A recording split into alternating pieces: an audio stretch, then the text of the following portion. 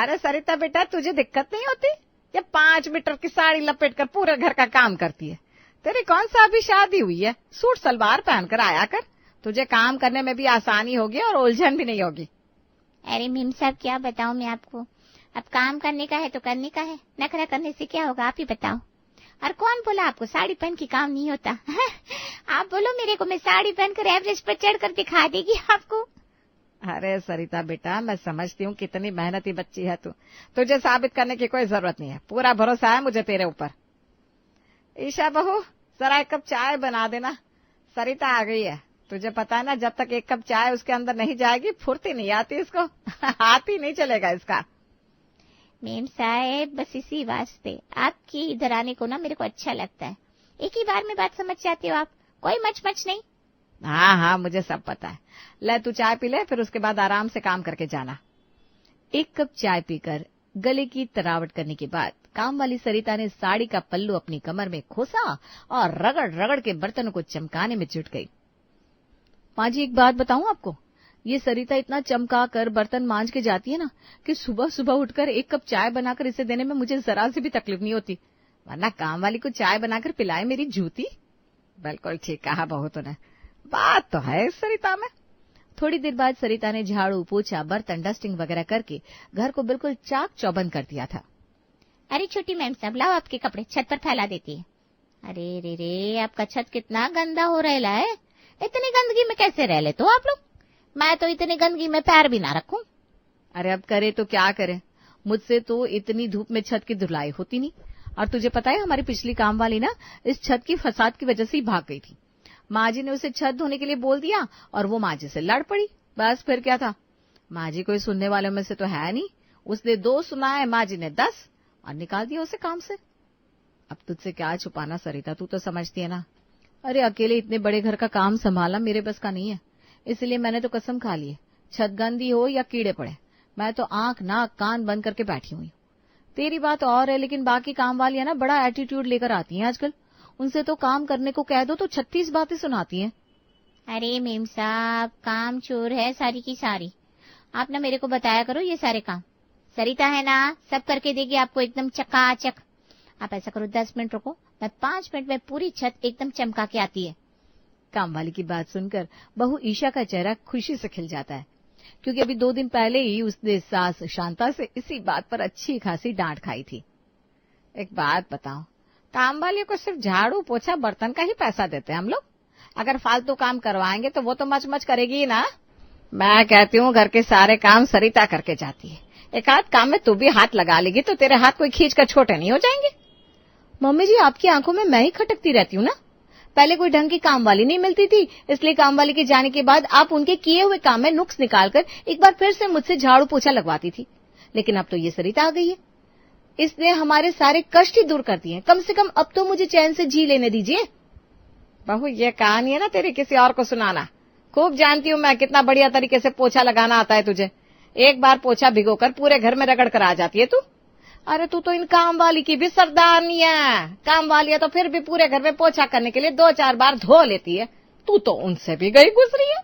तुझसे काम कराना मतलब चोरों के हाथ मोर मरवाना। ये झाड़ू पोछा छोड़, पहले तू झाड़ू उठा और पूरे छत की सफाई करके आ। अरे मम्मी जी, कमाल कर रही हो आप, इतनी गर्मी हो रही है घर के अंदर, मैं पसीने पसीने हो रही हूँ और आप चाह रही है कि मैं बाहर 45 डिग्री की गर्मी में छत धोऊंगी? ना बाबा ना, मुझसे ये सब नहीं होने वाला। अरे चुप कर, पूरे दिन बिस्तर पर पड़ी रहती है। अरे जंग लग जाएगा इन हड्डियों में, थोड़े हाथ पैर हिला लिया कर। चल जा, जाकर फटाफट चमका करा। एक बात बता, छत पर कपड़े सुखाने जाती है ना रोज रोज, तुझे खुद दिखाई नहीं देता कितनी मोटी मिट्टी की परत जमी हुई है वहां? तेरी नजर कमजोर है क्या? विशाल, शादी के समय तुमने मुझसे वादा किया था कि तुम अपनी मम्मी की गलत बातों का विरोध करोगे और हमेशा मेरा साथ दोगे। देख लो अब तुम्हारी माँ कैसा बर्ताव कर रही है मेरे साथ। अरे कोई दिन ऐसा नहीं जाता जब ये कलेश ना करती हो। अरे क्या हो गया मेरी बीवी को? अरे मेरा सोना बेबे, ये हीरे मोती वाले आंसू मत गिराया करो। तुम्हें पता है ना, तुम्हें रोते हुए देखता हूँ तो मेरा दिल बैठ जाता है। अरे चुप कर नालायक, माँ सामने बैठी है लेकिन शर्म नहीं आ रही। चले बीवी को गोद में बिठाकर खिलाना शुरू कर दिया। हाँ बड़ा सिंह बीवी वाला, दूध पीती बच्ची नहीं है तेरी लुगाई, खा पी के 25 साल की हट्टी कट्टी घोड़ी हो रखी है, एक आध काम में हाथ लगा लेगी तो घिसकर आधी हो जाएगी क्या? ठीक है विशाल, अगर तुम्हारी मम्मी को यही मंजूर है ना कि भरी दोपहरी में मैं छत पर जाकर घिस घिस कर छत की सफाई करूं, तो ठीक है, जा रही हूं मैं छत पर। लेकिन फिर देख लेना, थोड़ी देर बाद चक्कर खाकर छत पर गिरी हुई मिलूंगी मैं तुम्हें। मां क्यों ईशा को परेशान कर रही हो? आपको छत ही साफ करवानी है ना? ठीक है, मैं पूरी छत की सफाई कर देता हूं। अच्छा मेरे जोरू के गुलाम, मुझे भी तो पता चले तू छत की सफाई करेगा तो तेरी जगह ऑफिस कौन जाएगा? ये तेरी चोई मुई लगाई? चुपचाप बैग उठा और ऑफिस के लिए निकल। घर के काम संभाला मेरी जिम्मेदारी है, मैं अपने तरीके से देख लूंगी। और ईशा बहू, तुझे भी ज्यादा खून सुखाने की जरूरत ना है, अपनी नाटक कंपनी बंद कर, कोई जरूरत नहीं है तुझे भी सफाई करने की। जाकर अपना काम कर। फिलहाल तो ईशा को छत की सफाई के काम से छुटकारा मिल गया था, लेकिन ईशा जानती थी कि ये तलवार 2-4 दिन बाद फिर वापस उसके गले में आकर लटकने वाली है। इसलिए आज जब कामवाली सरिता ने छत साफ करने की बात करी, ईशा खुशी खुशी उससे छत साफ कराने के लिए तैयार हो गई। अरे माँ जी, हमारा इतना बड़ा 6 कमरे का मकान है, इतने बड़े घर की साफ सफाई के बारे में सोच कर ही मुझे तो चक्कर आने लगते हैं। लेकिन सरिता को देखो, पूरे घर की साफ सफाई की, झाड़ू पोछा किया और उसके बाद खुद ही इतनी बड़ी छत की सफाई भी करने को कहने लगी। मानना पड़ेगा माँ जी, बड़ी सॉलिड है ये सरिता। देख ईशा बहू, बुरा मत मानना, लेकिन जो बात है सो है। साड़ी पहनकर जब वो जूड़े में गजरा लगाकर निकलती है ना, कसम से उसे देखकर कोई कह नहीं सकता कि ये काम वाली है।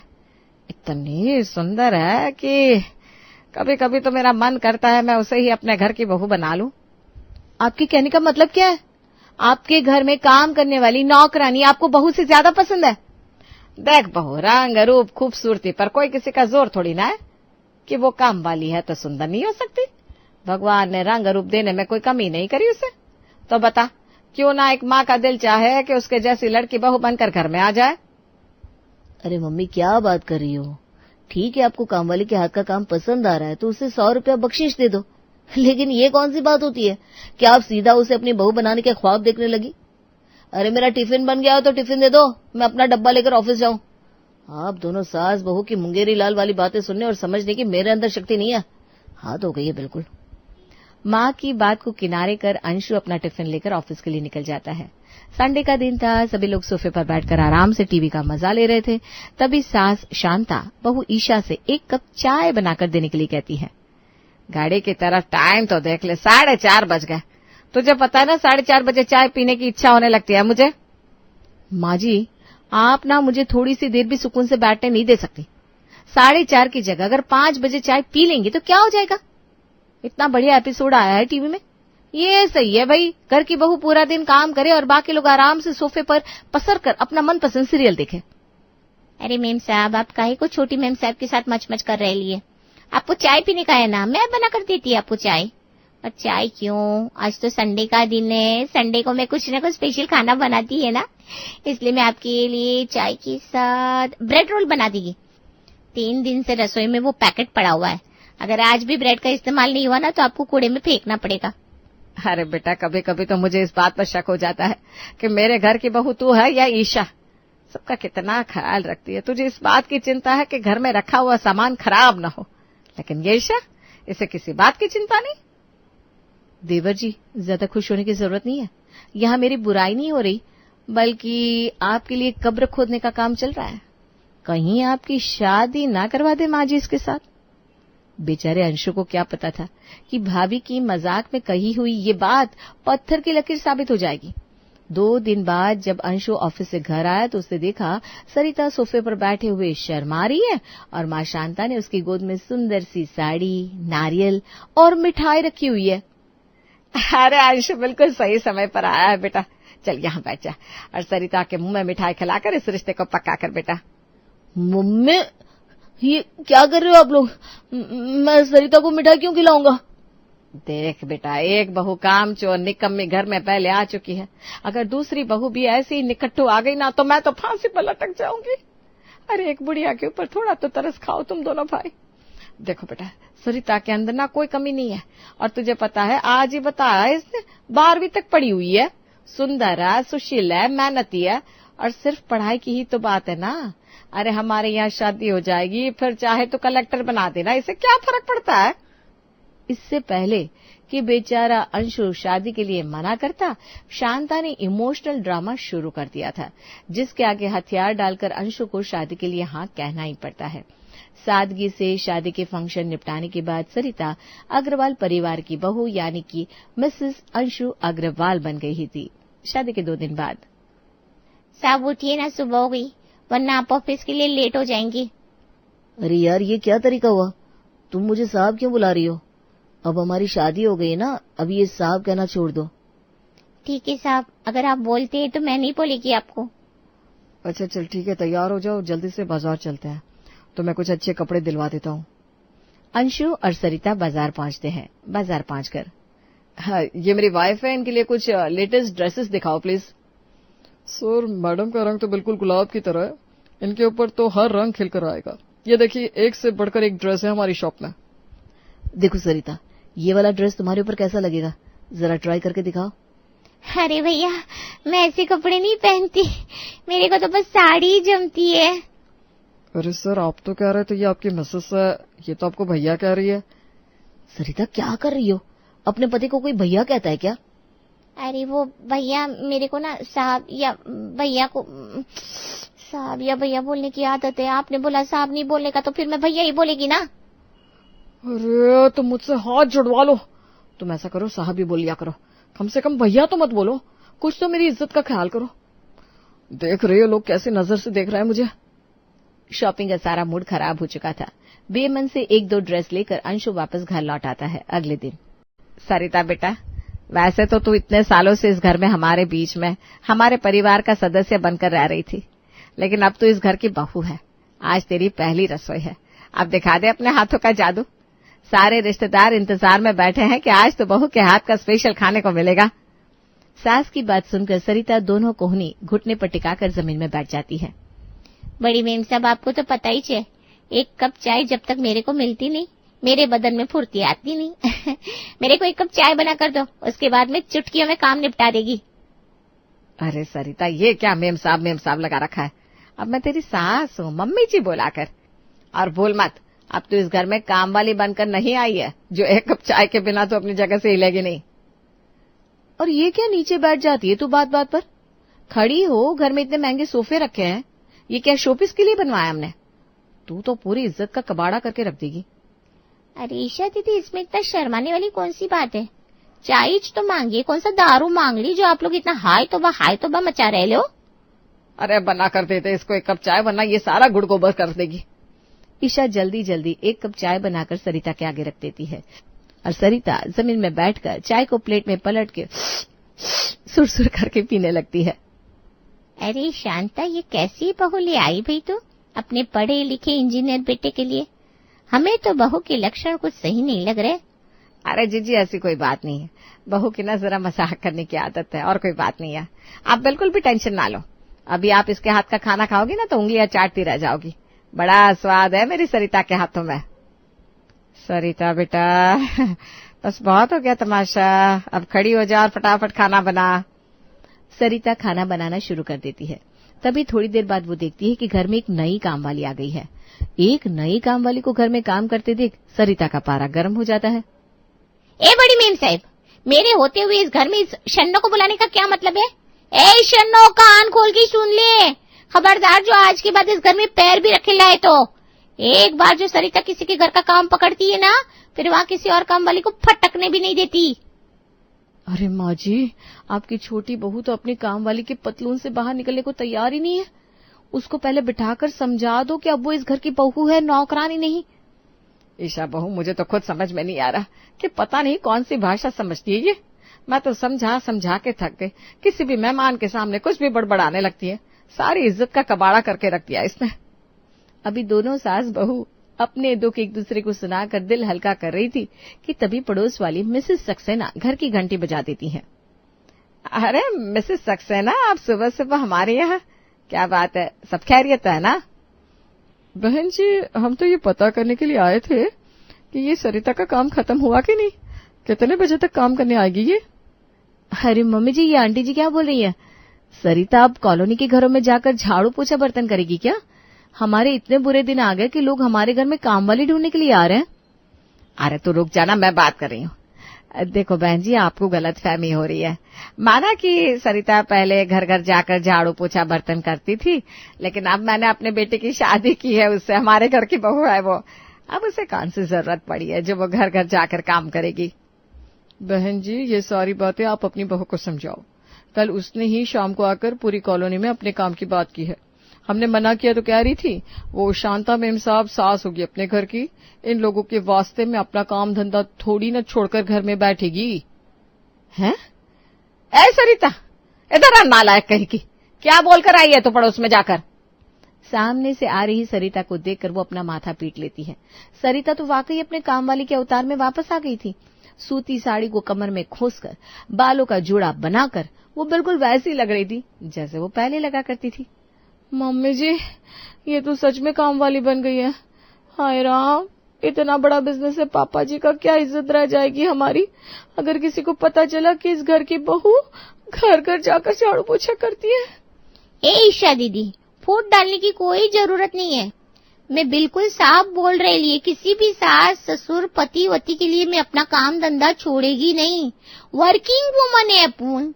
तुम क्या सोच रहे थे मेरे से घर में बिठाकर सारी जिंदगी रोटी बनाओगी? मैं किसी के पिंजरे में कैद होने वाली चिड़िया नहीं है। मम्मी, ये सब क्या तमाशा चल रहा है? और सरिता, तुमने ये क्या उलिया बना कर रखा है? जाओ जाकर कोई ढंग की साड़ी पहन कर आओ। ए भैया चुप कर। अच्छा लगता है कि औरत लोग की बातों के बीच में मर्द बार बार टांग मारे। सरिता की बात सुनकर अंशु अपना सर पीट लेता है। बस मम्मी, बहुत हो गया। मैं बोल रहा हूँ इसके साथ मैं जिंदगी नहीं बिता पाऊंगा। मैं घर छोड़कर चला जाऊंगा। मम्मी, मैं बता रहा हूँ, मैं घर छोड़कर चला जाऊंगा। अरे उठ जा नालायक, पिछले 20 मिनट से तुझे जगाने की कोशिश कर रही हूँ और ये क्या बार बार कह रहा था मैं घर छोड़कर चला जाऊंगा। क्यों चला जाएगा भाई तो घर छोड़कर? क्या वो सब एक सपना था? मम्मी बच गया मैं, मम्मी मैं बच गया। अरे रात को दूध में क्या नशे की दवाई मिलाकर पी ली थी तूने जो ऐसी हरकतें कर रहा है? पता नहीं आजकल के बच्चे भी क्या फितूर सवार रहता है इनके ऊपर। शांति को समझ में नहीं आ रहा था कि आखिर अंशु खुशी से बावला क्यों हुआ जा रहा है। ये तो अंशु का दिल ही जानता था कि कितना बड़ा हादसा होते होते बचा है आज उसके साथ। दोस्तों, आपने ये कहावत तो सुनी होगी, हम तो डूबेंगे सनम तुम्हें भी ले डूबेंगे। कुछ ऐसी ही है हमारी आज की कहानी।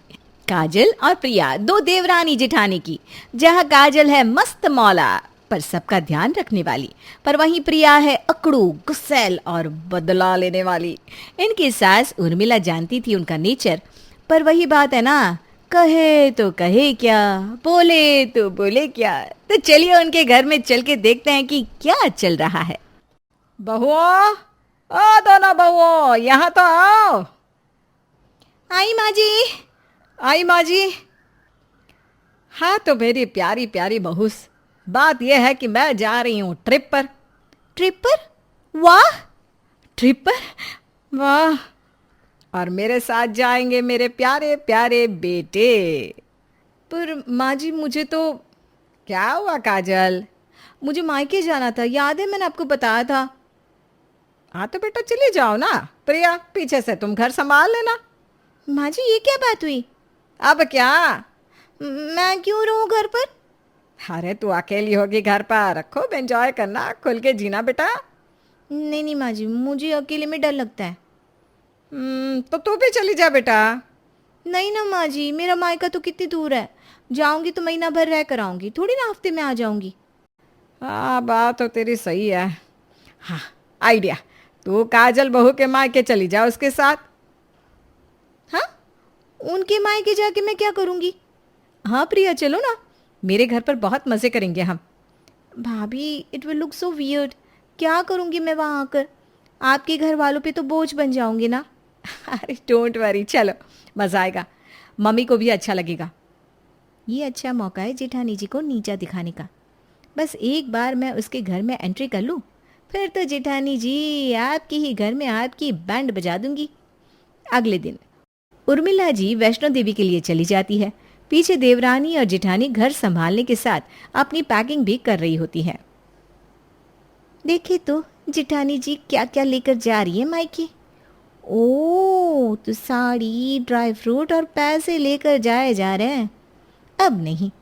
और इसी के साथ प्रिया साड़ी चीर देती है, ड्राई फ्रूट्स के पैकेट इधर उधर कर देती है और शगुन के पैसों में से काफ़ी पैसे निकाल देती है। अब देखती हूँ कि जिठानी जी की नाक कितनी बचती है मायके में। इतना कहकर प्रिया मन ही मन मुस्कुराती है। अगले दिन, अरे छोटू इधर तो आ। हाँ चाची बोलो।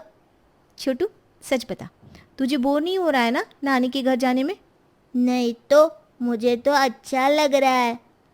तेरी मम्मी तो तुझे उधर भी बोलती रहती है, छोटू ये, छोटू वो, छोटू ऐसे मत करो। अरे वो तो मम्मी को मेरी फिक्र रहती है तो वो बोलती है, मुझे बुरा नहीं लगता। इट्स ओके चाची। पर नानी का घर कितना बोरिंग है, उसमें तो तेरे टॉयज भी नहीं है और कोई खेलने के लिए भी नहीं है ना। उधर नानी ने मेरे लिए न्यू टॉयज मंगवाया है और पता है मामू मेरे लिए जल्दी घर आते हैं, मेरे साथ खेलते भी है। पिछली बार तो उन्होंने मुझे क्रिकेट भी। हाँ हाँ बस कर, अब समझ गई। मेरा मतलब है ओके छोटू बेटा, अभी हम जाएंगे नानी के घर। हाँ ये that's like a good girl चाची, ये। इतना कह के छोटू तो चला जाता है। पर प्रिया सोचती है, ये छोटू भी ना, ये तो नानी और मामू का भक्त है। जेठानी जी को मज़ा तो चखाना ही पड़ेगा। ज़्यादा सती सावित्री बनती है ना, खूब जानती हूँ मैं इनका दोगलापन। अरे कोई क्यों ही किसी को अपने मायके लेकर जाता है, और यहाँ भी सबके साथ ही करके बात करती है। भाग भाग के जेठ जी के साथ इनका भी काम कर देती है। जैसे मुझे तो समझ में ही नहीं आएगा कि भाई ये सब क्या नाटक है। पर ठीक है, कोई ना। अब जो इनके बैग के साथ हेरा फेरी की है, मज़ा आएगा जब इनके मायके में इनकी बेइज्जती हो जाएगी। और इसी के साथ प्रिया अपना बैग पैक करने के बाद सोने चली गई। अगली सुबह काजल, छोटू और प्रिया निकल पड़े काजल के मायके। वहाँ जाकर, हाय मॉम, और छोटे क्या हाल? नमस्ते भाभी, कैसी हो आप? कोई हमें भी मिलवा देता तो ज़रा ठीक लगता है ना। अरे हाँ प्रिया आओ ना, ये है मेरी चिल आउट मम्मी, ये मेरा भाई और ये मेरी बेचारी भाभी जो इसके जाल में फंस गई। अच्छा ऐसा क्या? अरे नहीं नहीं नहीं, मैं मजाक कर रही हूँ। काफ़ी अच्छे से वो उसका ध्यान रखता है। आप सभी से मिलकर अच्छा लगा। आई होप आप लोगों को कोई दिक्कत नहीं हो रही है ना कि मैं भी आ गई।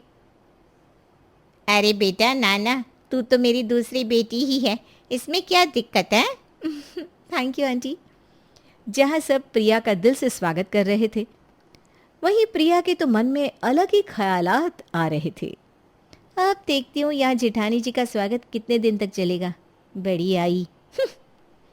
प्रिया जाती है काजल की भाभी के पास, जो उस समय खाना बना रही थी। भाभी कोई हेल्प चाहिए? ना ना ना, तुम क्यों आई यहाँ? थक गई होगी, थोड़ा सा रेस्ट कर लो। अरे नहीं भाभी, आप काम कर रहे हैं और मैं रेस्ट करूं, ये बात तो मुझे पसंद ही नहीं है। अरे तुम मेहमान हो, अपने घर में इतना काम करके अब यहाँ भी काम करोगी? हरगिज़ नहीं। देखो काजल भी तो आराम कर रही है, जाओ रेस्ट करो। भाभी एक बात पूछूं, बुरा तो नहीं मानोगी ना? अरे पूछो ना। भाभी आपको नहीं लगता कि काजल दीदी बहुत इंटरफियर करती है? मेरा मतलब है हर थोड़े दिन में मायके आना, कोई हेल्प नहीं करना और आपके ऊपर पूरा प्रेशर डालकर खुद आंटी जी के साथ बैठ जाना। सोचती तो होंगी ना आप कि अरे यार ये फिर आ गई सर पर बैठने के लिए। मिता मुस्कुराते हुए कहती है, प्रिया ये तो काजल का मायका है, उसका पूरा हक इधर आना। और रही बात उनकी और माँ जी की, मेरे होते हुए तो मैं माँ जी से वैसे भी काम नहीं करवाती और मुझे पसंद है काम करना, पर तुमने इतना सोचा वही बहुत है। इतने में राकेश वहाँ आता है। अरे मीता, तुमने अपने साथ प्रिया को क्यों काम पर लगा दिया? प्रिया बैठो ना, मीता है ना, वो करेगी सारा काम। अरे उसमें क्या भैया, ये भी तो मेरा घर है, मेरा फर्ज बनता है ना उनकी हेल्प करना। I object your honour. Please जाकर बैठो और रिलैक्स करो, मैं हूं ना यहाँ, ठीक है? इतना कहकर वो प्रिया को भेज देता है। प्रिया के जाने के बाद, मीता एक बात पूछूं, सच बताना। अरे आज सबको मुझसे बड़े सवाल है, पूछिए आप भी। मैंने तुम्हारी और प्रिया की बातें सुनी तुम्हें वैसे तो मेरी बहन के आने से कोई प्रॉब्लम नहीं है ना? कैसी बातें कर रहे हैं आप? आपको कभी ऐसा लगा क्या? अरे छोटी सी तो थी काजल जब मैं इस घर में आई थी, और उसकी विदाई पर आप सब लोगों से ज़्यादा तो मैं ही रोई थी। मेरे एक एक आंसू की कसम। मुझे काजल से ना कभी प्रॉब्लम थी, ना है, और ना ही कभी होगी। आज कह दिया सो कह दिया, लेकिन अभी आके कभी मत कहना। हाँ, अच्छा, मेरी इमोशनल ड्रामा क्वीन, शांत हो जाओ। मैं तो बस प्रिया को हमारी फैमिली के बारे में ज़्यादा पता नहीं है, इसलिए उसने पूछ लिया। पर मेरे मन में ऐसी बात नहीं है, पक्का प्रॉमिस। अच्छा जी, तो फिर ओह, चलो हटो, जाओ यहाँ से। जहाँ किचन में ये चल रहा था, वहीं प्रिया सोचती है, अरे यार, ये मीता भाभी तो पिघल ही नहीं रही। ये प्लान तो फ्लॉप हो गया। चलो कुछ और देखते हैं। थोड़ी देर में प्रिया देखती है कि सुनीता जी अकेले अपने कमरे में थी। वो भाग के उनके पास जाकर बैठती है और पैर दबाने के बहाने उनसे बातें करने लगती है। लाइए ना आंटी जी, आपके पैर दबा देती हूँ। देखिए तो, थोड़ी सूजन आई हुई ना यहाँ पर। हाय, जीती रहे बेटी, बहुत ही प्यारी है तू। और आंटी वांटी नहीं, मुझे तो माँ बोल सकती है। हाँ, क्या हुआ आंटी जी? मेरा मतलब है माँ, थोड़ी उदास लग रहे हो आप। कोई बात है तो आप शेयर कर सकती हो। नहीं बेटा, वो बस। अच्छा देख तो, ये काजल मुट्ठी भर के ड्राई फ्रूट लाई है हम सब के लिए। अब मुझे अजीब लग रहा है कि मैं बेटे बहू को किस मुंह से दिखाऊं ये सब। यस, एक प्लान तो काम कर गया। चलो अब इस पे नमक और मिर्च डाल दें। क्या हुआ, क्या सोच रही है बेटा? नहीं माँ, मैं बस सोच रही थी कि ये तो गलत बात है ना। आपके लिए भी कितनी एम्बैरेसिंग सिचुएशन हो गई है। वैसे तो काजल भाभी को ऐसा नहीं करना चाहिए था। जाने क्यों उन्होंने ऐसा किया। जेठ जी की भी अच्छी खासी कमाई तो है। कोई ना, ससुराल से आए तोहफे तो हम सर माथे लगा लेते हैं, पर क्या है ना, दुनिया को भी मुंह दिखाना होता है। वही तो, मेरी मम्मी के लिए तो मैं कपड़े, ड्राई फ्रूट और 2100 रुपये से कम का कोई सामान लेकर ही नहीं जाती। और मेरे पति की तो कमाई जेठ जी से कम है, पर सबका अपना अपना दिल होता है ना। खैर क्या ही बोले। आइए आपके पैर दबा दूं। और ऐसे प्रिया का एक प्लान तो सक्सेसफुल हो जाता है। अब प्रिया आए दिन घर में किसी न किसी को भड़काती रहती। एक दिन प्रिया के फोन पर, हेलो हेलो हेलो, हाँ बहू, मैं हूँ तेरी सास। प्रणाम माँ जी, कैसी हैं आप? आपकी यात्रा कैसी चल रही है? अरे मैं तो ठीक हूँ, तू बता कैसा लगा जिठानी का मायका? सब अच्छे से घुल मिल रहे हैं ना? हाँ हाँ ठीक है, बस चल रहा है। क्या हुआ बहू, थोड़ी उदास लग रही है? कोई बात है तो बता।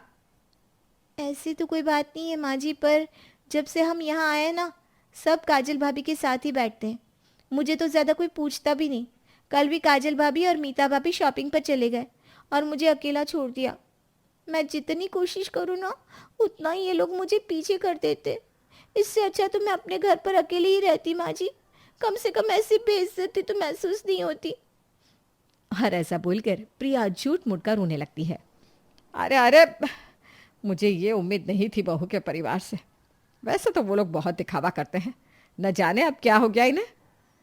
खैर ये बता, काजल बहू कहाँ है? वो, अरे पूछिए मत माँ जी, दिन भर अपनी मम्मी के साथ दरवाज़ा बंद करके न जाने क्या चुगलियाँ बनाती रहती है। और ऊपर से मीता भाभी तो बस बाहर आती हैं, मुंह बना के खाना बनाती है और चली जाती है। क्या पता क्या बात है, कोई किसी से बात ही नहीं करता। अभी भी पता नहीं कहाँ है। मुझे कौन सा बता के जाते हैं वो। ये तो बड़ी दुख की बात है बहू, और समधन जी को तो ऐसा नहीं करना चाहिए। खैर बस कुछ और दिनों की बात है, फिर तो मैं वापस आ जाऊंगी, तो ध्यान रख अपना। हाँ जी माँ जी, प्रणाम।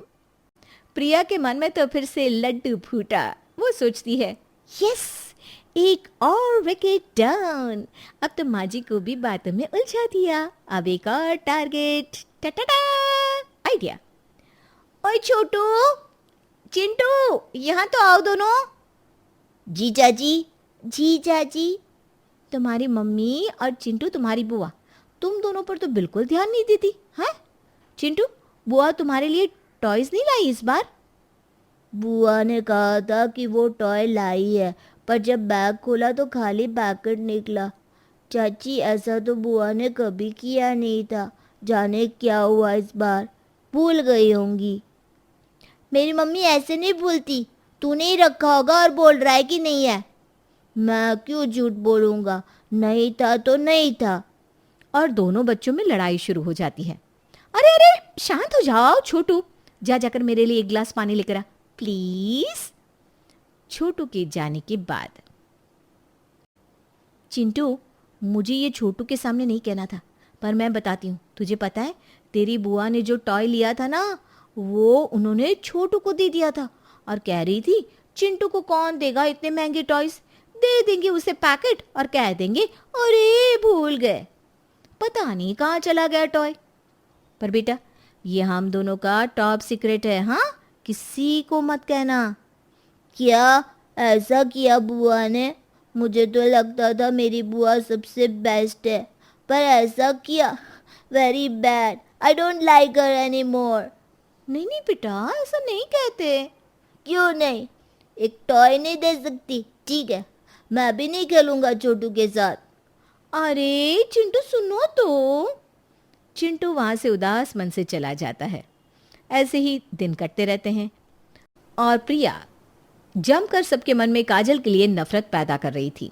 वैसे तो काजल के मायके में सब हमेशा खुश रहते थे, पर कुछ दिनों से सबके चेहरे थोड़े उतरे हुए दिख रहे थे। अपनी जीत देखते हुए प्रिया को बहुत खुशी महसूस हो रही थी।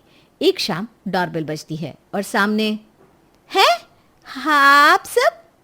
सामने खड़ी थी उर्मिला और उनके दोनों बेटे। हाँ बहू, हम सब।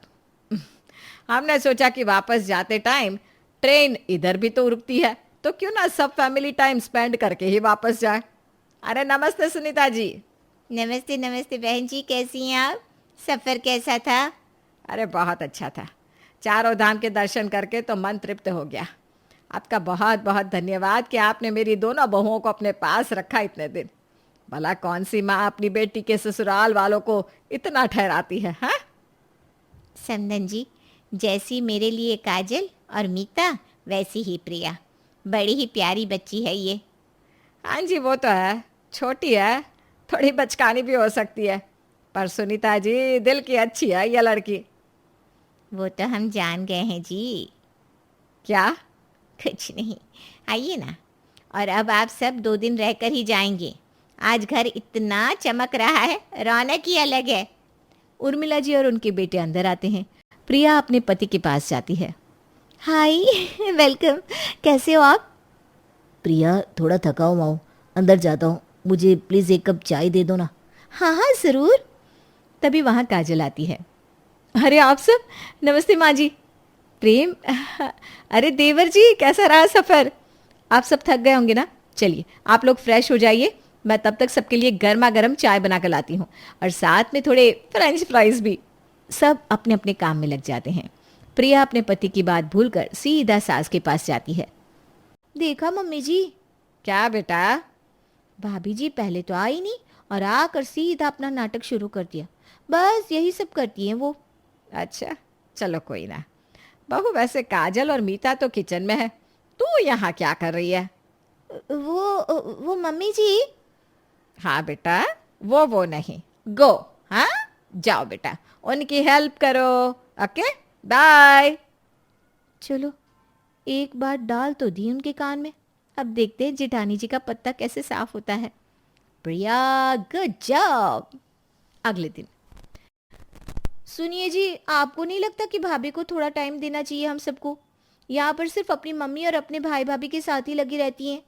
प्रिया तुम सारा दिन ये क्या स्टूपिड बातें लेकर बैठी रहती हो, तुम्हें और कोई काम नहीं है क्या?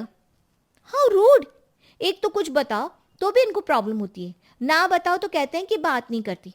आपसे तो कुछ कहना ही बेकार है। अच्छा बताओ क्या हुआ? अरे बेबी बताओ ना प्लीज जानू। ठीक है। ये भाभी ना यहाँ पर कोई काम नहीं करती, जब से यहाँ आई है सिर्फ बातें।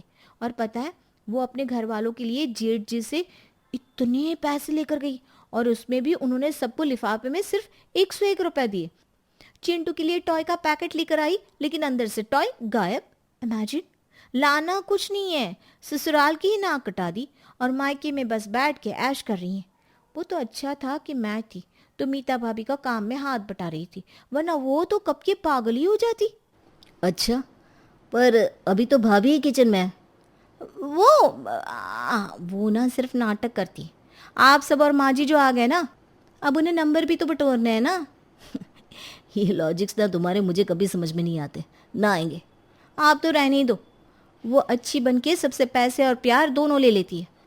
थोड़ा आंखें खोल के देखा करिए कैसी है वो। पैसे लेकर ना मायके में कुछ देती है, इसका मतलब जानते हैं आप? हाँ, मेरी भाभी जुआ खेलती है। क्या? Are you crazy? नहीं बाबा, इसका मतलब है कि वो सिर्फ अपने आप पर ही पैसे उड़ाती हैं। ओह, समझा समझा। खैर छोड़ो, सिर्फ आज रात की तो बात है, कल तो हम सब चले जाएंगे। और अगली सुबह वो घड़ी भी आ जाती है जब सब जाने लगते हैं। माँ, मैं तुम्हें और भैया भाभी और चिंटू को बहुत मिस करूँगी। थैंक यू कि आपने मुझे और मेरे परिवार को यहाँ रहने दिया। लो, फिर शुरू हो गया इनका ड्रामा। बेटा, वक्त कब बीता पता ही नहीं चला। और हाँ प्रिया बेटा, तेरे साथ तो बहुत ही अच्छा लगा। आते रहना हाँ, पर अगली बार साफ दिल और मन से। हाँ। किसी को कुछ समझ में नहीं आया और प्रिया, काजल, उनके पति और सास सब घर के लिए निकल गए। घर जाकर सब लोग यहाँ आओ। सब ड्राइंग रूम में जाते हैं जहाँ उर्मिला जी एक टॉय और काफ़ी कैश और ड्राई फ्रूट मिठाई लेकर बैठी थी। माँ जी, ये आपको कहाँ से मिले? ये तो मेरे बैग में थे। क्यों प्रिया, कुछ कहना है क्या तुझे? नहीं तो माँ जी, कुछ नहीं। मैंने तुझे एक मौका दिया था अपनी सफाई में कहने के लिए, पर तू तो वैसे की वैसी ही रही। प्रिया, तू हमेशा काजल से जलती थी, ये बात हम सब जानते थे और तेरा बचपना समझकर छोड़ देते थे, पर बदले की आग में तू इतनी अंधी हो गई कि तूने ऐसी ओछी हरकतें की। ना सिर्फ तेरा पर मेरे बेटों का, खास करके मेरा सर शर्म से झुका दिया। उस दिन जब आते ही तू मेरे कान भरने लगी, मैं तभी समझ गई थी। बातों बातों में मैंने सुनीता जी से, मीता से, यहाँ तक कि चिंटू से भी सुना कि तूने कैसे काजल के खिलाफ बातें की। बेटा, घर एक साथ चलता है, याद रखना, एकता में ही बल है। तुझे अगर लगता है कि मैं काजल को ज्यादा मानती हूँ तो तुझे आकर मुझसे ये बात करनी चाहिए थी, ना कि उस बेचारी की इज्जत मिट्टी में मिलाती। मुझे माफ कर दीजिए, मैं भाभी से जलती थी क्योंकि वो इतनी सुंदर है, पॉपुलर है। मेरे अंदर ऐसा कुछ भी नहीं है। प्रिया, सुंदरता बाहरी नहीं होती, वो तो मन में होती है। जैसा मन वैसी बोली वैसा चेहरा होगा। सॉरी भाभी। ना ना मेरी बहन, बिल्कुल नहीं। और हाँ, 1 मिनट। काजल वीडियो कॉल लगाती है जिसमें उसकी माँ, भाई, भाभी और चिंटू होते हैं। हम सब पहले से ही समझ गए थे कि ये सब काजल ने नहीं किया होगा। प्रिया, हमें तुमसे अब भी उतना ही प्यार है। अब जल्दी घर आना हाँ, और इस बार याद है ना, प्यार से। और इस तरह सब कुछ फिर से ठीक हो जाता है। संध्या और सूरज एक ही कॉलेज में साथ साथ पढ़ते हैं। दोनों एक दूसरे से प्यार भी करते थे। संध्या एक मॉडर्न फैमिली से थी, जबकि सूरज के घर में पुराने विचारों को ज्यादा माना जाता था। सूरज पंडित कृष्णकांत जी का बेटा था। आज सूरज को कॉलेज पहुंचने में थोड़ी देर हो गई थी। कॉलेज पहुंचते ही संध्या ने उस पर सवालों की बौछार शुरू कर दी। कितनी देर कर दी सूरज? कहाँ थे इतनी देर से? न फोन किया न मैसेज, ऐसी कौन सी आफत आ गई थी? अरे बस बस बस, इतने सारे सवाल, तुम तो बोलती ही चली जा रही हो। पहले सुनो तो सही मैं क्या कहना चाहता हूँ। हाँ बोलो, मैं सुन रही हूँ। वो हुआ यूं कि मैं कॉलेज के लिए निकल रहा था, तभी पापा ने बुला लिया और फिर पूजा में उनकी हेल्प करते करते मुझे देर हो गई। दौड़ते भागते मैं कॉलेज के लिए निकला, पर रास्ता इतना जाम था और आधा घंटा लेट हो गया। अब बताओ मैं क्या करूं? तुम जो सजा दो मंजूर है जाने मन। क्या यार, अब इस बात पर क्या ही बोलूं मैं तुमको। अच्छा एक बात बताओ, तुम मुझसे प्यार करते हो, ये बात तुम अपने मम्मी पापा को कब बताओगे और क्या वो मान जाएंगे? देखो संध्या, जैसी कॉलेज की पढ़ाई खत्म होगी वैसे ही मैं घर पर बात करूंगा। पापा मम्मी थोड़ा गुस्सा तो करेंगे पर फिर शायद मान ही जाएंगे। आखिर मैं उनका लाडला जो हूँ। ओए मिस्टर, इतना लेट करोगे तो ये चिड़िया फुर्र हो जाएगी, या फिर ये कहो कि उड़ा दी जाएगी। क्या मतलब? मैं समझा नहीं। मेरा मतलब कि मेरे पापा मम्मी ने मेरे लिए रिश्ते देखने शुरू भी कर दिए और मैं उनको रोज रोज कैसे मना करूं? तुम्हें घर पर बात करनी होगी सूरज। एक बार बात पक्की हो जाए फिर शादी तुम नौकरी लगने के बाद लेना, मुझे कोई जल्दी नहीं है। अच्छा ठीक है, मैं मौका देकर बात करता हूँ मम्मी पापा से। वैसे अभी ये जरा मुश्किल काम है। मुश्किल काम तो है तो उसे आसान बनाना पड़ेगा, वरना सोच लो मेरे लिए तो एक से बढ़कर एक रिश्ते आ रहे हैं। सबके घर में नौकर है, चाकर है, गाड़ियां हैं। हाँ तो हमारे घर में भी 5-5 नौकरानियां हैं, हम किसी से कम है क्या? 5 नौकरानियां? अरे कितना बड़ा घर है तुम्हारा, किसी महल में रहते हो क्या? 5 नौकरानियां तो रजवाड़े खानदान में होती है। अरे यार मैं सच कह रहा हूँ, रजवाड़े खानदान से तो नहीं हूँ, पर मेरे यहाँ 5 नौकरानियां हैं जिन्हें मैं बचपन से देख रहा हूँ। घर का सारा काम वही करती हैं। मेरी मम्मी तो घर का कोई काम नहीं करती। अरे वाह, पर तो शादी की बात मेरे ठाठ ही अलग होंगे। मुझे कोई घर का काम नहीं करना पड़ेगा। सूरज यार जल्दी से बात करो ना अपने घर में, मुझे तुमसे शादी करके तुम्हारे घर आना है। ये लड़कियां नौकरानियों का नाम सुनकर पागल हो जाती है क्या? अच्छा बाबा, करता हूँ मैं बात। अब चले थोड़ी पढ़ाई कर ले, कि यहीं कैंटीन में बैठने का इरादा है आज? अच्छा चलो, मैं तो भूल ही गई थी क्लास है। संध्या और सूरज अब अपनी क्लास में चले गए। कॉलेज खत्म होने के बाद सूरज घर गया और उसने जाकर अपने मम्मी पापा से संध्या के बारे में बात की। पहले तो वो बहुत गुस्सा हुए, फिर बेटे की जिद के आगे उन्हें हार माननी ही पड़ी। संध्या और सूरज की शादी तय हो गई थी। कुछ दिन बाद सूरज की नौकरी लगते ही सूरज और संध्या की धूमधाम से शादी हो गई और संध्या सूरज के घर दुल्हन बनकर आ गई। आओ आओ संध्या, इस घर में तुम्हारा स्वागत है बेटा। इस चावल के कलश को अपने दाहिने पैर से गिराकर घर में प्रवेश करो। आशा, जाओ आरती की थाली लेकर आओ, मेरे बेटे बहू की आरती करनी है। हाँ मेम साहब, अभी लाती हूँ मैंने आरती की थाली पहले ही सजा दी थी। संध्या और सूरज ने गृह प्रवेश किया। रुक्मिणी ने दोनों की आरती उतारी और फिर कहा, संध्या बेटा, आज से ये घर तुम्हारा है, इसे अपने प्यार और समझ से संभालना। याद रहे घर की कोई परंपरा ना टूटे। हाँ मम्मी जी, आप बिल्कुल फिक्र मत कीजिए। संध्या बेटा, मैं तुम्हें घर के लोगों से मिलवा देती हूँ। ये है रीना, सूरज की बहन। ये है इस घर की 5 नौकरानियां, आशा, लता, जया, कांता और हिमा। ये कहने के लिए नौकरानियां हैं, पर है ये हमारे घर के सदस्य जैसी। तुम इनका कभी अपमान मत करना।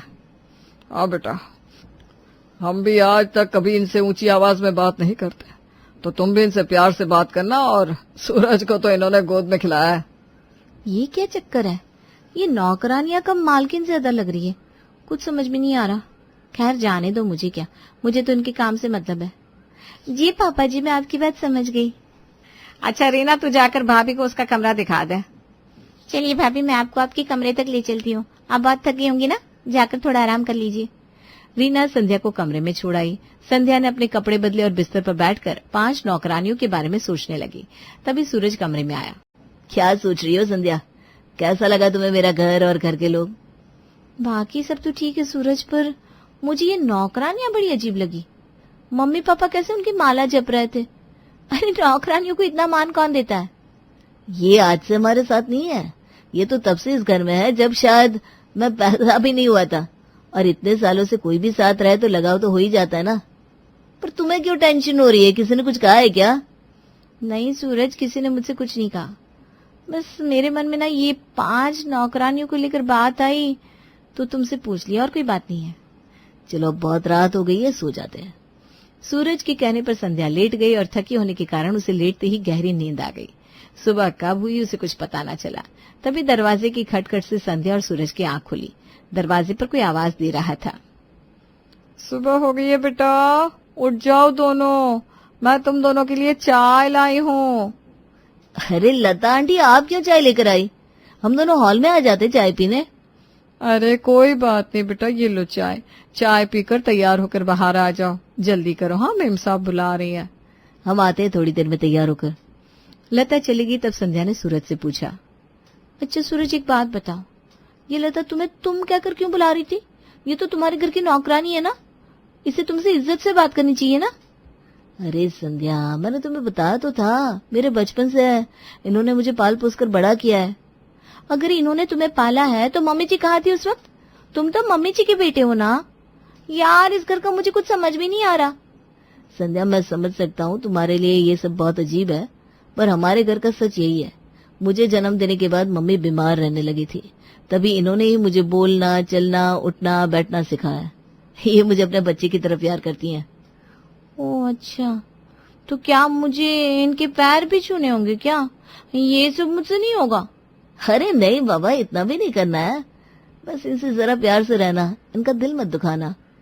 ओके, मैं पूरी कोशिश करूंगी। संध्या और सूरज तैयार होकर बाहर आए। उन्हें देख रुक्मिणी ने कहा, हाय मेरी बहू कितनी प्यारी लग रही है, किसी की नजर ना लगे इन दोनों की जोड़ी को। सूरज तुम जाकर कुछ सामान ला दो बेटा, किचन का थोड़ा सामान खत्म हो गया है। जी आशा आंटी, अभी लाया। क्या क्या लाना है आप लिस्ट बनाकर मुझे दे दीजिए। हाँ वो लिस्ट मैंने बना रखी है, कमरे से ले लो बेटा। है? इनका कमरा भी है? ये सब तो यहाँ महारानी बनकर रहती है। नौकरानियों को इतना सर पर चढ़ाना सही नहीं होता, इन्हें कौन समझाए? लगता है मुझे कुछ करना होगा। क्या हुआ संध्या बेटा, किस सोच में डूब गई? मायके की याद आ रही है क्या? अभी नई नई हो ना, तो थोड़े दिन मायके की याद तो आएगी, पर हम सब तुम्हें इतना प्यार देंगे कि तुम अपने मायके को भूल जाओगी। क्यों आशा, सही कह रही हो ना मैं? हाँ मेम साहब एकदम सही। संध्या बेटा तुम्हें किसी भी चीज की जरूरत हो या कुछ पूछना हो तो हम पांचों में से किसी को भी आवाज लगा देना। जी जी कह दूंगी। अभी मुझे क्या करना है? संध्या आज तुम्हारी पहली रसोई है, तो तुम आज सबके लिए खाना बनाओगी और साथ में कुछ मीठा जरूर बनाना। आप पांचों के होते मुझे खाना बनाने की क्या जरूरत है? आप लोगों को फिर किस लिए रखा गया? संध्या, जबान संभाल कर बात करो। तुम इन्हें ऐसे नहीं बोल सकती। तुम्हें जो कहा जाए वो करो। घर की परंपरा बोलकर भी कोई चीज होती है? हर नई बहू की पहली रसोई होती है, वैसी ही तुम्हारी भी होगी। जाओ जाकर खाना बनाओ। जाने दीजिए ना मेम साहब, अभी नहीं है, इस घर में कुछ जानती नहीं है, धीरे धीरे यहाँ के तौर तरीके सीख जाएगी, अभी नादान है। संध्या की तरफ से मैं आप लोगों से माफी मांगती हूँ। अरे नहीं मेम साहब, ये आप क्या कह रही हैं? हमें संध्या की बात का बुरा नहीं। सरिता बेटा, वैसे तो तू इतने सालों से इस घर में हमारे बीच में हमारे परिवार का सदस्य बनकर रह रही थी, लेकिन अब तू इस घर की बहू है। आज तेरी पहली रसोई है, अब दिखा दे अपने हाथों का जादू। सारे रिश्तेदार इंतजार में बैठे हैं कि आज तो बहू के हाथ का स्पेशल खाने को मिलेगा। सास की बात सुनकर सरिता दोनों कोहनी घुटने पर टिकाकर जमीन में बैठ जाती है। बड़ी मेम साहब आपको तो पता ही है, एक कप चाय जब तक मेरे को मिलती नहीं मेरे बदन में फुर्ती आती नहीं। मेरे को एक कप चाय बना कर दो, उसके बाद में चुटकियों में काम निपटा देगी। अरे सरिता, ये क्या मेम साहब लगा रखा है? अब मैं तेरी सास हूँ, मम्मी जी बोला कर। और बोल मत, अब तो इस घर में काम वाली बनकर नहीं आई है जो एक कप चाय के बिना तो अपनी जगह से हिलेगी नहीं। और ये क्या नीचे बैठ जाती है तू बात बात पर? खड़ी हो, घर में इतने महंगे सोफे रखे हैं, ये क्या शोपीस के लिए बनवाया हमने? तू तो पूरी इज्जत का कबाड़ा करके रख देगी। अरे ईशा दीदी, इसमें इतना शर्माने वाली कौन सी बात है? चाय तो मांगिए, कौन सा दारू मांग ली जो आप लोग इतना हाय तोबा मचा रहे हो? अरे बना कर देते इसको एक कप चाय, वरना ये सारा गुड़ गोबर कर देगी। ईशा जल्दी जल्दी एक कप चाय बनाकर सरिता के आगे रख देती है और सरिता जमीन में बैठकर चाय को प्लेट में पलट के सुरसुर करके पीने लगती है। अरे शांता, ये कैसी बहू ले आई भाई तू अपने पढ़े लिखे इंजीनियर बेटे के लिए? हमें तो बहू के लक्षण कुछ सही नहीं लग रहे। अरे जीजी, ऐसी कोई बात नहीं है, बहू की ना जरा मजाक करने की आदत है, और कोई बात नहीं है। आप बिल्कुल भी टेंशन ना लो। अभी आप इसके हाथ का खाना खाओगी ना तो उंगलियां चाटती रह जाओगी। बड़ा स्वाद है मेरी सरिता के हाथों में। सरिता बेटा, बस बहुत हो गया तमाशा, अब खड़ी हो जा और फटाफट खाना बना। सरिता खाना बनाना शुरू कर देती है। तभी थोड़ी देर बाद वो देखती है कि घर में एक नई काम वाली आ गई है। एक नई काम वाली को घर में काम करते देख सरिता का पारा गर्म हो जाता है। ए बड़ी मेम साहब, मेरे होते हुए इस घर में इस शन्नो को बुलाने का क्या मतलब है? ए शन्नो, कान खोल के सुन ले, खबरदार जो आज के बाद इस घर में पैर भी रखे लाए तो एक बार जो सरिता किसी के घर का काम पकड़ती है ना, फिर वहाँ किसी और काम वाली को फटकने भी नहीं देती। अरे माँ जी, आपकी छोटी बहू तो अपनी काम वाली के पतलून से बाहर निकलने को तैयार ही नहीं है। उसको पहले बिठाकर समझा दो कि अब वो इस घर की बहू है, नौकरानी नहीं। ईशा बहू, मुझे तो खुद समझ में नहीं आ रहा कि पता नहीं कौन सी भाषा समझती है ये। मैं तो समझा समझा के थक गई, किसी भी मेहमान के सामने कुछ भी बड़बड़ाने लगती है। सारी इज्जत का कबाड़ा करके रख दिया इसने। अभी दोनों सास बहू अपने दुख एक दूसरे को सुनाकर दिल हल्का कर रही थी कि तभी पड़ोस वाली मिसेस सक्सेना घर की घंटी बजा देती हैं। अरे मिसेस सक्सेना, आप सुबह सुबह हमारे यहाँ, क्या बात है, सब खैरियत है ना? बहन जी, हम तो ये पता करने के लिए आए थे कि ये सरिता का काम खत्म हुआ कि नहीं। कितने बजे तक काम करने आएगी ये? अरे मम्मी जी, ये आंटी जी क्या बोल रही है? सरिता अब कॉलोनी के घरों में जाकर झाड़ू पोछा बर्तन करेगी क्या? हमारे इतने बुरे दिन आ गए कि लोग हमारे घर में काम वाली ढूंढने के लिए आ रहे हैं। अरे तो रुक जाना, मैं बात कर रही हूँ। देखो बहन जी, आपको गलतफहमी हो रही है। माना कि सरिता पहले घर घर जाकर झाड़ू पोछा बर्तन करती थी, लेकिन अब मैंने अपने बेटे की शादी की है, उससे हमारे घर की बहू है वो। अब उसे कौन सी जरूरत पड़ी है जो वो घर घर जाकर काम करेगी? बहन जी, ये सारी बातें आप अपनी बहू को समझाओ। कल उसने ही शाम को आकर पूरी कॉलोनी में अपने काम की बात की है।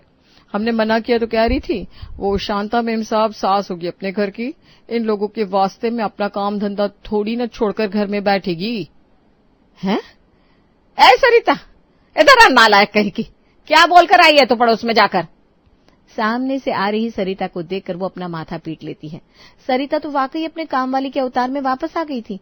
सूती साड़ी को कमर में खोसकर, बालों का जूड़ा बनाकर वो बिल्कुल वैसी लग रही थी जैसे वो पहले लगा करती थी।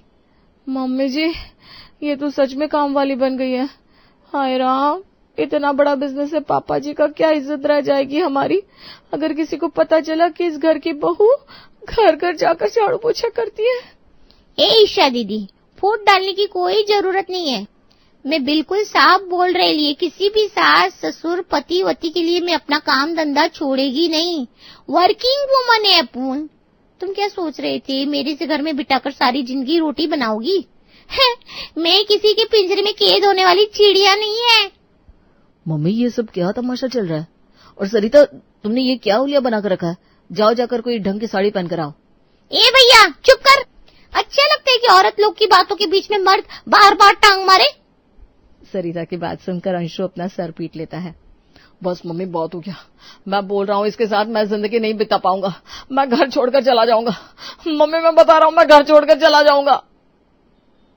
अरे उठ जा नालायक, पिछले 20 मिनट से तुझे जगाने की कोशिश कर रही हूँ और ये क्या बार बार कह रहा था मैं घर छोड़कर चला जाऊंगा? क्यों चला जाएगा भाई तो घर छोड़कर? क्या वो सब एक सपना था? मम्मी बच गया मैं, मम्मी मैं बच गया। अरे रात को दूध में क्या नशे की दवाई मिलाकर पी ली थी तूने जो ऐसी हरकतें कर रहा है? पता नहीं आजकल के बच्चे भी क्या फितूर सवार रहता है इनके ऊपर। शांति को समझ में नहीं आ रहा था कि आखिर अंशु खुशी से बावला क्यों हुआ जा रहा है। ये तो अंशु का दिल ही जानता था कि कितना बड़ा हादसा होते होते बचा है आज उसके साथ। अरे ये तो हद हो गई। मम्मी जी, घर की मालकिन नौकरानियों से माफी मांग रही है। दाल में कुछ तो काला है। कहीं पापा जी का इन पांचों से अफेयर तो नहीं है? नहीं, मैं भी क्या सोचती हूँ, वो ठहरे बिल्कुल सात्विक पंडित आदमी, उनका इन सब से दूर तक कोई नाता नहीं होगा। पर फिर भी कुछ तो है। संध्या अपने मन ही मन बड़बड़ाते हुए खाना बना रही थी, तभी रीना उसके पास आई। हाय भाभी, क्या बना रही है आप? खुशबू बड़ी अच्छी आ रही है। मैं ना खाने में कड़ी, कट्टी की सब्जी, मिस्सी रोटी, कुरकुरी भिंडी बना रही हूँ और मीठे में सोचा दाल का सिरा बना लूं। वाह भाभी, मैंने तो सुनकर ही मुंह में पानी आ गया। आज तो खाने का मजा आ जाएगा। पर आपको पता है ना, हमारे यहाँ खाने में प्याज लहसुन नहीं डलता। हाँ, मुझे पता है, सूरज ने बताया था। पता है भाभी, हमारे यहाँ जया आंटी ना बहुत अच्छा खाना बनाती है। उनके हाथों में जादू है। कभी कभी तो मुझे अपने हाथों से खिलाती भी है। ओह अच्छा, तुम्हारी हेमा और कांता आंटी दिखाई नहीं देती, वो क्या करती है इस घर में? कांता आंटी पापा के काम में पापा की हेल्प करती है। पापा का सारा हिसाब किताब वही देखती है। इन सबसे टाइम मिलता है तो घर का हिसाब भी देख लेती है। हेमा आंटी मुझे पढ़ाती है, घर को सजाना उनका काम है। बाकी आशा लता आंटी से तो आप मिल चुकी हैं। अच्छा ये बात है, ये सब पढ़ी लिखी है? हाँ भाभी, सब ग्रेजुएट है, पर फिर भी हमारे यहाँ काम करती हैं। पर क्यों? इतनी पढ़ी लिखी होकर ये हमारे घर में नौकरानी क्यों है? ये चाहे तो कहीं अच्छी जगह नौकरी कर सकती है। आखिर बात क्या है? अब ये तो हमने कभी पूछा नहीं, ये हमारे घर की मेंबर ही है, तो हमें कभी जरूरत नहीं लगी। हाँ, आपके इन सवालों का जवाब बस मम्मी पापा दे सकते हैं। अच्छा भाभी, अब खाना लगा दीजिए ना, मैं सबको बुला लेती हूँ। संध्या ने खाना बनाकर टेबल पर लगा दिया। सब लोग खाना खाने टेबल पर आ गए और पांचों नौकरानियां खड़ी थी। संध्या खाना परोसने लगी, तभी जया ने कहा, बेटा पहले थाली परोसकर भगवान को भोग लगा दो, फिर ही सब खाना खाएंगे। ओह, तो अब इन नौकरानियों से मुझे ज्ञान भी लेना होगा। अब ये बात मम्मी जी भी तो बता सकती थी। ठीक है, भोग लगाती हूँ। संध्या ने भोग लगा दिया और सबको खाना परोसा। खाना अच्छा बनाया पर जरा तीखा और चटपटा है। हमारे यहाँ ऐसा खाना नहीं खाते। कोई बात नहीं, तुम्हें जया सब सिखा देगी। हाँ संध्या, जया आंटी से सीखकर तुम 1 महीने में ही हमारे जैसा खाना बनाने लग जाओगी। सिखाएंगी ना आप आंटी संध्या को? हाँ बेटा सूरज, क्यों नहीं सिखाऊंगी। आखिर संध्या तेरी बीवी है और इस घर की बहू को सब सीखना तो होगा ही। हमारे बाद इसे ही तो घर संभालना है। संध्या बेटा थोड़ी रोटियां और ले आओ, और रोटियां जरा अच्छे से सेकना। सूरज को लाल लाल सिकी हुई रोटियां पसंद है। हाँ संध्या, और थोड़ा दही भी लेते आना। साहब को खाने में थोड़ा दही चाहिए होता है। जल्दी से जाओ, लेकर आओ। अब संध्या से ये सब सहा नहीं जा रहा था। उसे बहुत तेज गुस्सा आ रहा था। उसने गुस्से में कहा, अब सब मुझ पर हुक्म चलाने वाली होती कौन है? अरे आप इस घर की नौकरानी है, नौकरानी बनकर रही है। आपका काम है हम सबका हुक्म मानना, ना कि हमें हुक्म सुनाना। घर के लोगों ने जरा सी इज्जत क्या दे दी आप लोगों को? इस घर की मालकिन समझने लगी है खुद को। ये सब क्या अनाप शनाप बोले जा रही हो? होश में तो हो। तुम्हें इनसे ऐसे बात करने का हक किसने दिया? शर्म नहीं आती बड़ों से बदतमीजी करते हुए? तुम्हारे माँ बाप ने यही संस्कार दिए हैं तुम्हें? मेरे माँ बाप पर मत जाइए, उन्होंने मुझे हमेशा अच्छा सिखाया है और मुझे किसी को सम्मान देने में कोई प्रॉब्लम नहीं है। पर ये पांचों मुझ पर हुक्म कैसे चला सकती है? आखिर ये लोग है कौन? बस करो संध्या, ये सब क्या बोले जा रही हो? मैंने तुमसे सुबह भी कहा था कि इनसे प्यार से इज्जत से रहना। इन्होंने ही मुझे पाला पोसा है, पर तुम्हें तो किसी की वैल्यू ही नहीं है। मुझे आज अपनी पसंद पर शर्म आ रही है। हाँ, नहीं आता मुझे कुछ भी। अब खुश है आप सब, पर मैं आधे अधूरे सच के साथ नहीं रह सकती। मुझे इन 5 नौकरानियों का सच जानना है। आखिर ऐसा क्या सच है जो पापा जी मम्मी जी भी इनको इतनी इज्जत देते हैं? कुछ तो बात है, वो बात मुझे जाननी है। आज तक हमसे इस तरह किसी ने बात नहीं की इस घर में।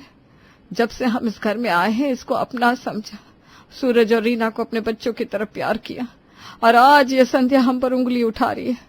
अब हम यहाँ और नहीं रुक सकते, हम जा रहे हैं।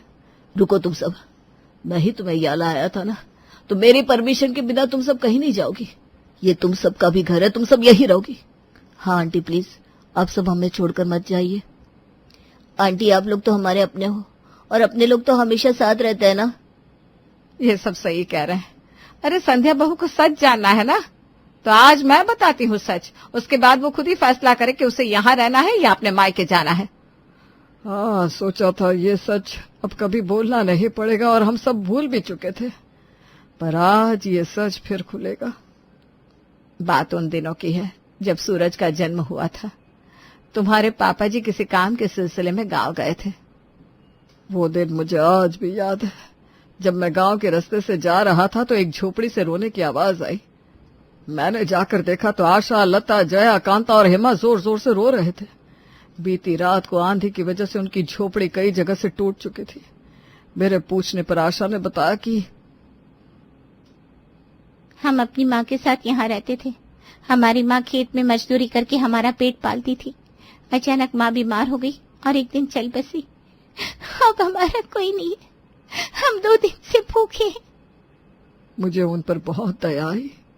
मैंने उन्हें पास की दुकान से खाने का कुछ सामान लेकर खिलाया, पर उन्हें देखने वाला भी कोई नहीं था। और तुम्हारे पापा जी इन्हें घर ले आए। घर लाने के बाद इन 5 ने कहा कि ये ऐसे ही इस घर में नहीं रहेंगी। हाँ, हमारी माँ ने हमें काम करके ही रहना सिखाया था। ये 5 ही बड़ी खुददार थी, और तब से इन 5 ने तय किया कि ये यहाँ रहेगी तो एक शर्त पर, कि ये घर का सारा काम करेंगी। और तब से आज तक ये घर का काम करती हैं। इसके साथ साथ इन्होंने पढ़ाई भी खत्म की, और मेरी तबीयत खराब चलने की वजह से रीना और सूरज को इन 5 ने ही पाला। इनका सूरज और रीना से बहुत मोह हो गया था। मैंने इन्हें बहुत बार इनकी शादी के बारे में कहा, पर इन 5 ने एक ही बात कही कि वो इस घर को और इन बच्चों को छोड़कर कहीं नहीं जाएंगी, और इस घर की नौकरानी बनकर ही अपना सारा जीवन बिताएंगी। तो ये थी इन 5 की कहानी। अब तुम ही तय करो, इन्हें सम्मान मिलना चाहिए या नहीं। क्या ये इस घर का हिस्सा नहीं है? तुम्हारे पापा जी के छोटे से एहसान के बदले में इन्होंने अपना पूरा जीवन इस घर पर न्यौछावर कर दिया। पूरी कहानी सुनकर संध्या की आंखों से आंसू बहने लगे। सूरज और रीना की आंखों में भी पानी था। हमने कभी इस घर को पराया नहीं समझा। हम तो भूल गए थे कि हम इस घर के मेंबर नहीं हैं।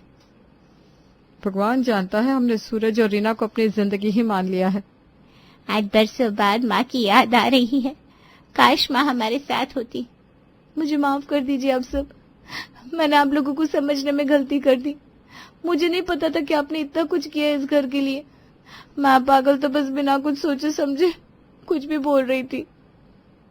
हाँ आंटी, मैं आप सबसे संध्या की तरफ से माफी मांगता हूँ। प्लीज हमें छोड़कर कहीं मत जाइएगा। आप सब मेरी माँ की तरह है।